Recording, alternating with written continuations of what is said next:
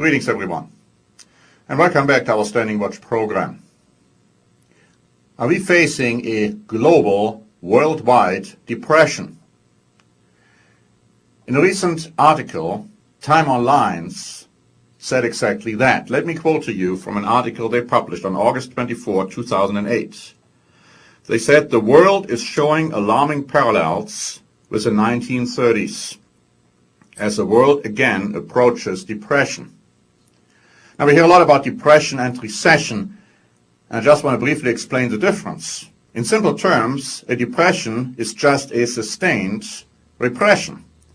Repression is defined as a decline of the GDP, the gross domestic product, for 2 consecutive quarters. And if it takes longer than that, then we call it depression. That's actually, in a nutshell, in very broad terms, the only difference. Now let me read to you from another article, because I want to update you a little bit as to the most recent developments in the United States and around the world. Here is one from Times Online dated August 19, saying that Professor Kenneth Rogoff, a leading academic economist, said there was yet worse news to come from the worldwide credit crunch and financial turmoil, particularly in the United States, and that a high-profile casualty among American banks was highly likely. Now, on the heel of that one, Reuters reported on August 27 that the FDIC, the Federal Deposit Insurance Corporation, might have to borrow money from the Treasury Department to see it through an expected wave of bank failures.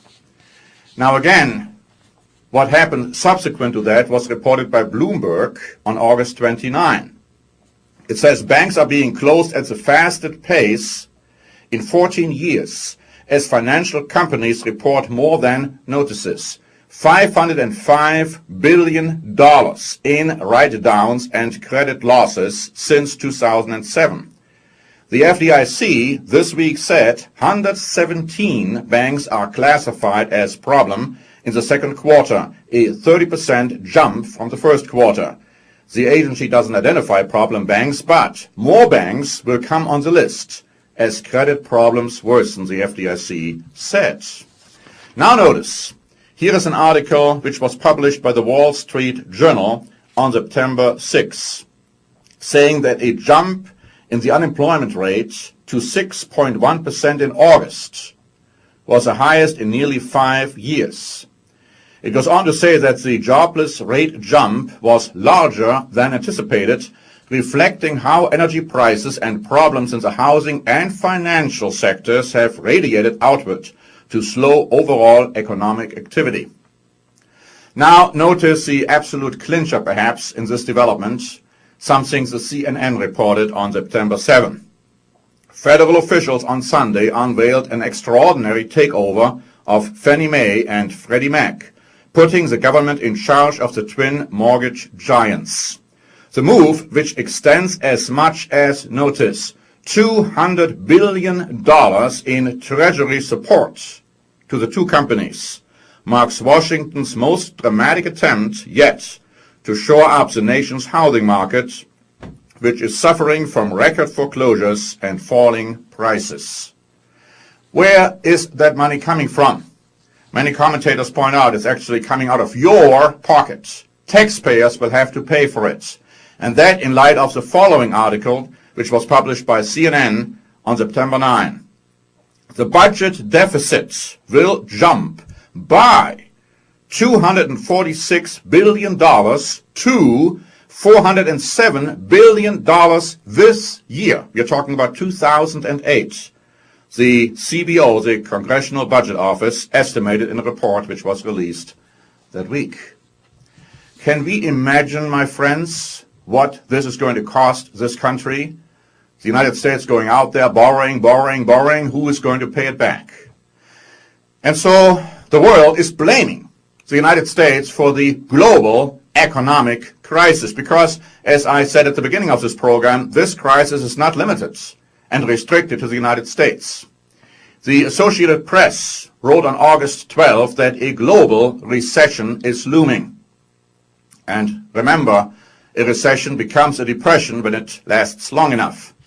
And here is an article which I just pulled from the internet this morning. It was dated September 10 by the EU Observer, stating, "The European Commission has admitted the global financial turmoil has caused more trouble for the EU economy than Brussels had expected, predicting a recession for Germany, Spain, and Britain." Going back to the article at the beginning of this program, stating that we are seeing alarming parallels with the 1930s, and judging the present and the future by the past, we can confidently say that tremendous changes are going to occur, especially in Europe.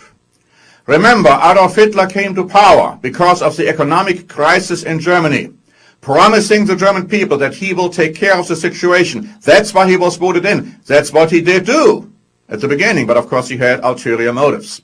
Helmut Schmidt, the former German chancellor, who's going to turn 90 in December, recently said that we don't see any charismatic, powerful leaders in the world as of now, but charismatic political leaders will arise.